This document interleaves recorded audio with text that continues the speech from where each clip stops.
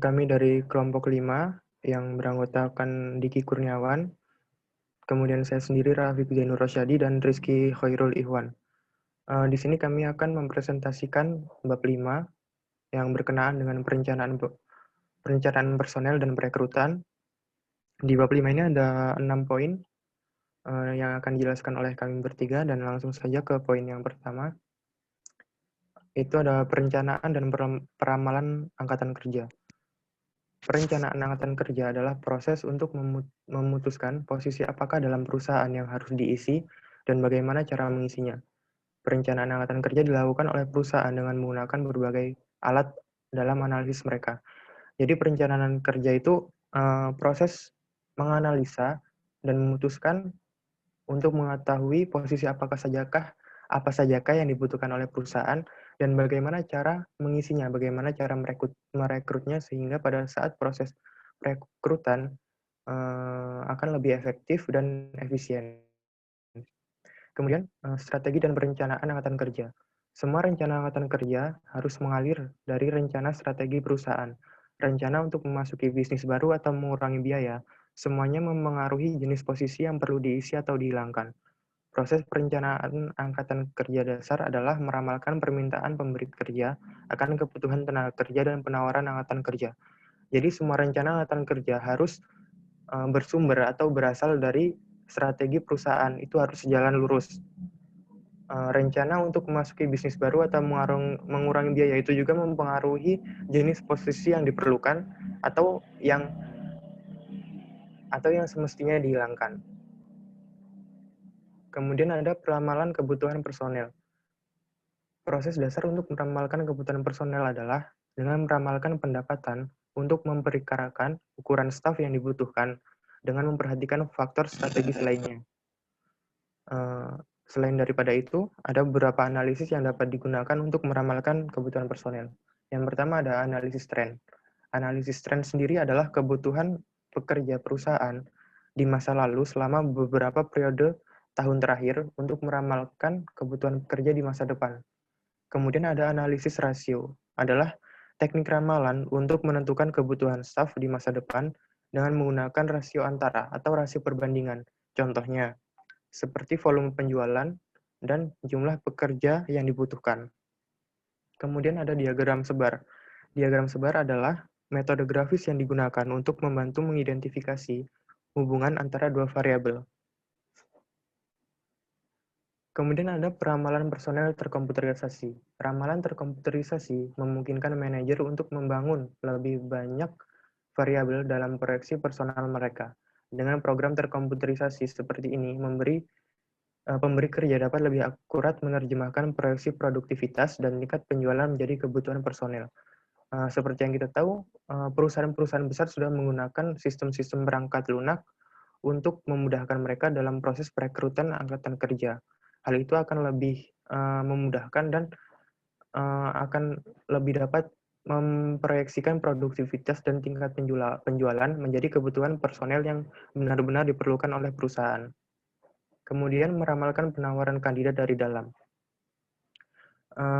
Perusahaan menentukan karyawan mana yang sekarang ada dan mungkin memenuhi syarat untuk lowongan yang diproyeksikan. Manajer perlu mengetahui inventory kualifikasi karyawan untuk membantu menentukan karyawan mana yang tersedia untuk dipromosikan atau ditransfer. Seperti yang kita tahu, dalam dunia karir pekerjaan, mempromosikan suatu jabatan atau mentransfer jabatan itu sangat mungkin dilakukan apabila memang karyawan tersebut memiliki inventory kualifikasi yang sedang dibutuhkan. Inventory kualifikasi tersebut sendiri adalah berisi data atau informasi yang berupa catatan kinerja karyawan, latar belakang pendidikan, dan kemungkinan untuk dipromosikan. Sehingga apabila memang memenuhi syarat-syarat dan ketentuan untuk lowongan yang diproyeksikan, akan sangat mungkin terjadinya transfer jabatan. Kemudian inventory keterampilan terkomputerisasi. Perusahaan besar menggunakan beragam sistem piranti lunak untuk mengkomputerisasi informasi yang memungkinkan karyawan untuk mengumpulkan dan menghimpun informasi keterampilan mereka secara real-time via survei karyawan daring. pengamanan data personil perusahaan sangat penting sehingga informasi tentang sejarah kerja dan prestasi pekerja tidak dapat diakses oleh sembarang orang.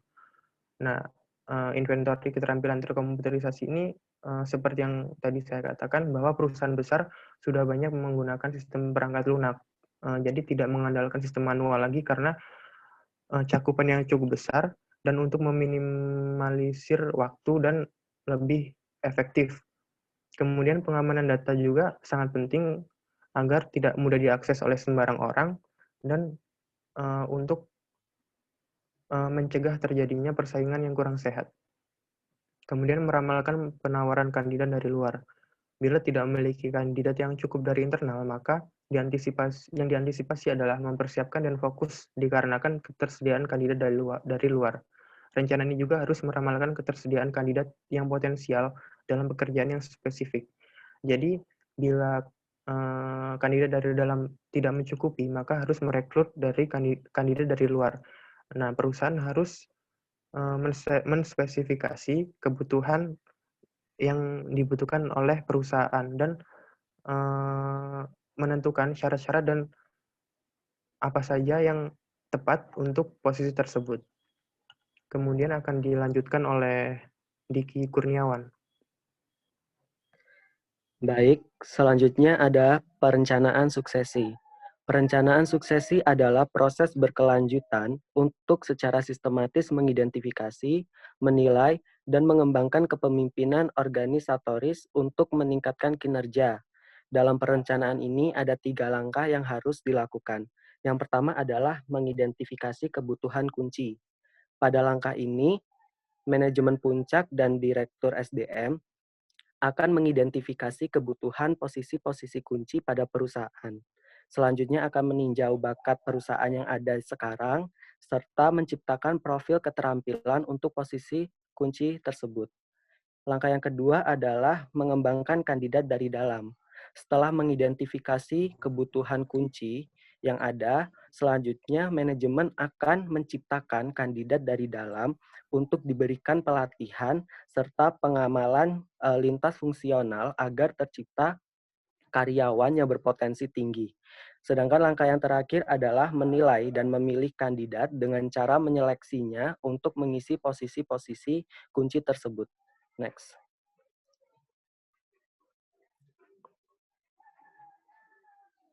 Next.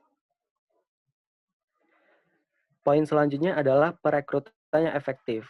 Semakin banyak pelamar yang didapatkan, maka akan semakin selektif dalam mempekerjakannya atau merekrutnya, sehingga perekrutan yang efektif ini sangat diperlukan. Mengapa sih perekrutan yang efektif ini menjadi sangat penting? Ada beberapa alasan yang menunjukkan bahwa perekrutan yang efektif ini menjadi penting. Yang pertama adalah terjadinya perubahan yang dramatis sehingga terjadi kekurangan pasokan tenaga kerja. Yang kedua, beberapa metode perekrutan yang baik tergantung pada jenis pekerjaan dan yang menjadi sumbernya. Yang ketiga, keberhasilan rekrutmen bergantung pada luasan area masalah dan kebijakan non-rekrutmen SDM. Dan yang terakhir ada mengorganisasikan fungsi perekrutan. Next. Mengukur efektivitas perekrutan. Perusahaan skala kecil pun akan membutuhkan biaya yang banyak untuk merekrut karyawan. Dalam hal ini, perusahaan harus menyeleksi karyawan yang berkualitas. Cara yang lugas untuk melakukannya adalah dengan menilai pelamar dari berbagai sumber atau menggunakan perangkat seleksi penyaringan. Namun beberapa pengusaha akan menggunakan piramida hasil perekrutan untuk menghitung jumlah pelamar yang harus mereka hasilkan untuk mempekerjakan jumlah karyawan baru yang dibutuhkan. Piramida hasil itu sendiri adalah hubungan aritmatika historis antara peserta rekrutmen dan orang yang diundang. Orang yang diundang dengan yang diinterview, orang yang diinterview dengan yang diberi penawaran, dan orang yang diberi penawaran dengan yang menerima. Next. Poin selanjutnya ada sumber kandidat internal. Untuk mengisi posisi yang kosong dalam perusahaan, dapat dilakukan dengan mengambil sumber kandidat dari internal. Namun, hal ini memiliki pro dan kontra. Untuk pro-nya, mungkin kandidat dari dalam sudah lebih berkomitmen terhadap perusahaan, memiliki semangat juang ketika ada promosi sebagai penghargaan kesetiaan dan kompetensi. Kandidat dari internal juga akan membutuhkan lebih sedikit orientasi serta pelatihan.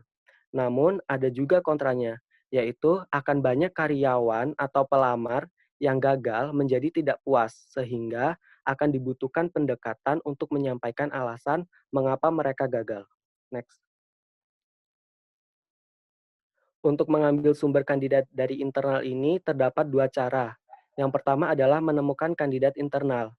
Agar efektif, promosi dari dalam membutuhkan penggunaan publikasi pekerjaan, pencatatan personel, dan data bank keterampilan. Publikasi pekerjaan berarti mempublikasikan pekerjaan yang kosong kepada karyawan dengan menyebut atribut pekerjaan itu, seperti kualifikasi, penyelia, jadwal kerja, dan taraf penggajian. Pada cara ini, inventory juga dapat mengungkapkan tentang karyawan yang memiliki potensi untuk dilatih dan untuk mengisi posisi yang kosong tersebut. Cara yang kedua adalah mempekerjakan kembali. Artinya, mempekerjakan kembali karyawan yang telah meninggalkan perusahaan. Dalam hal ini juga memiliki keuntungan dan kekurangan. Untuk keuntungannya, mungkin karyawan yang sudah keluar dari perusahaan itu sudah mengetahui budaya, gaya, dan cara perusahaan melakukan banyak hal. Atau dalam kata lain, mereka sudah tahu latar pekerjaannya. Untuk kekurangannya, biasanya orang yang sudah keluar dari perusahaan dapat kembali lagi dengan sikap yang kurang positif. Biasanya mereka keluar dari perusahaan itu dikarenakan ada masalah atau karena dipecat. Nah, untuk mengurangi potensi masalah tersebut dapat dilakukan dengan bertanya sebelum memperkerjakan kembali karyawan tersebut mengenai apa yang mereka kerjakan selama pemberhentian dan bagaimana perasaan mereka ketika mereka kembali ke perusahaan tersebut. Dan dapat juga diantisipasi dengan memberikan semacam indikasi bonus atau penghormatan ketika mereka dikeluarkan dari perusahaan. Baik, selanjutnya akan dijelaskan oleh Rizky Hoirul.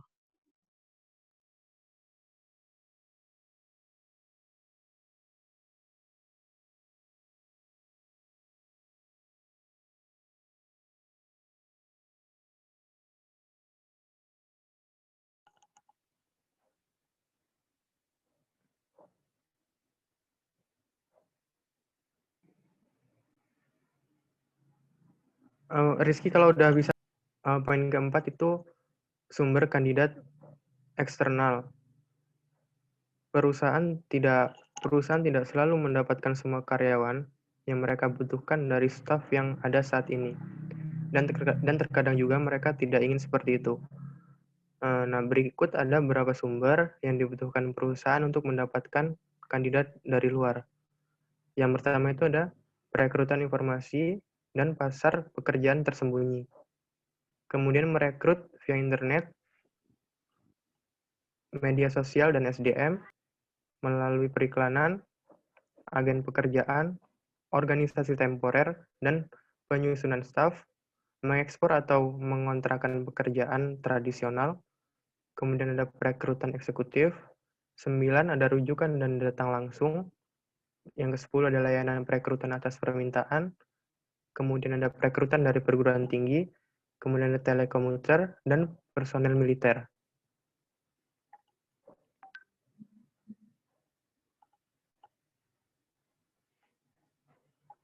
Mengukur efektivitas perekrutan dan mengurangi biaya perekrutan. Terdapat beberapa tips untuk menghemat anggaran perekrutan. Karena perusahaan dengan skala kecil pun akan menghabiskan biaya yang cukup besar untuk merekrut para karyawan baru. Sehingga perusahaan berusaha semaksimal mungkin untuk menekan biaya perekrutan sehingga lebih efektif. Terdapat beberapa tips untuk menghemat anggaran perekrutan. Yang pertama, membuat iklan perekrutan yang efektif, sehingga langsung mengenai sasaran. Yang kedua, memakai fasilitas yang ada di perusahaan, tidak perlu mengeluarkan biaya yang baru lagi. Kemudian, analisa pengeluaran. Kemudian yang keempat, ada tentukan jumlah maksimal pelamar, sehingga tidak berlebihan dan akan menimbulkan biaya lebih, kemudian tidak perlu menggaji perekrut dari luar. Yang keenam, mencatat biaya keperluan untuk rekrutmen karyawan. Sebelumnya maaf, Rizky udah bisa join belum ya? Rizky? Kemudian ada perekrutan tenaga kerja yang lebih beragam. Bantuan kesejahteraan kepada masyarakat melalui pekerjaan adalah program yang harus diterapkan oleh perusahaan. Ini dilakukan untuk membangun rasa percaya diri kembali terhadap pekerjaan. Perekrutan ini meliputi perekrutan karyawan disabilitas, perekrutan orang tunggal, dan perekrutan karyawan wanita. Jadi, perusahaan juga memiliki tanggung jawab terhadap lingkungan sekitar untuk kembali membangun rasa percaya diri terhadap orang-orang yang mungkin merasa bahwa mereka berbeda dengan yang lainnya, sehingga perusahaan memiliki tanggung jawab tersebut. Seperti kita lihat di sini contohnya adalah tiga perekrutan orang-orang yang memiliki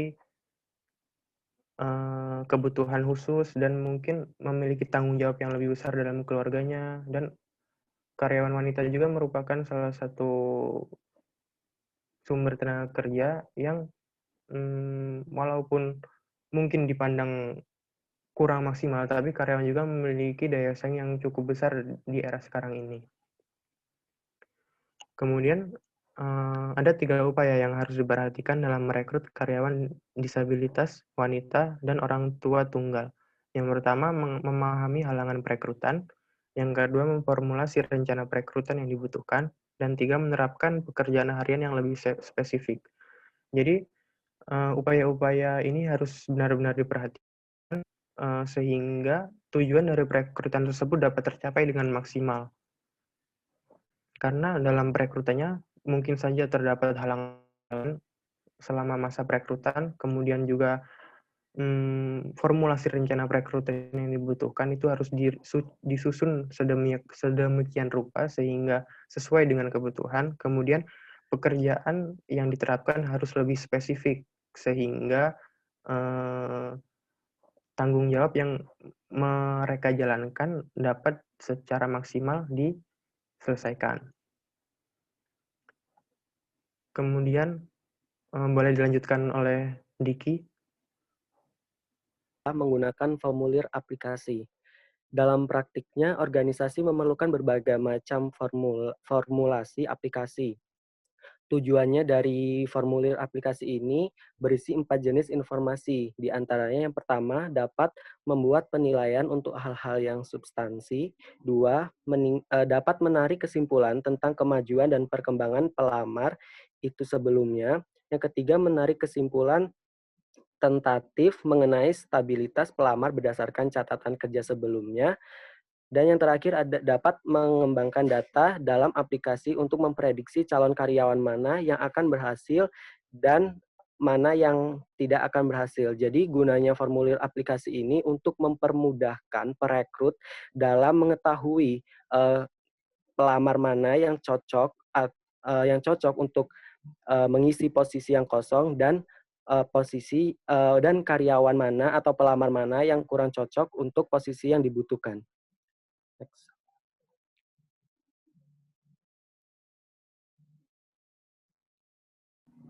Baik,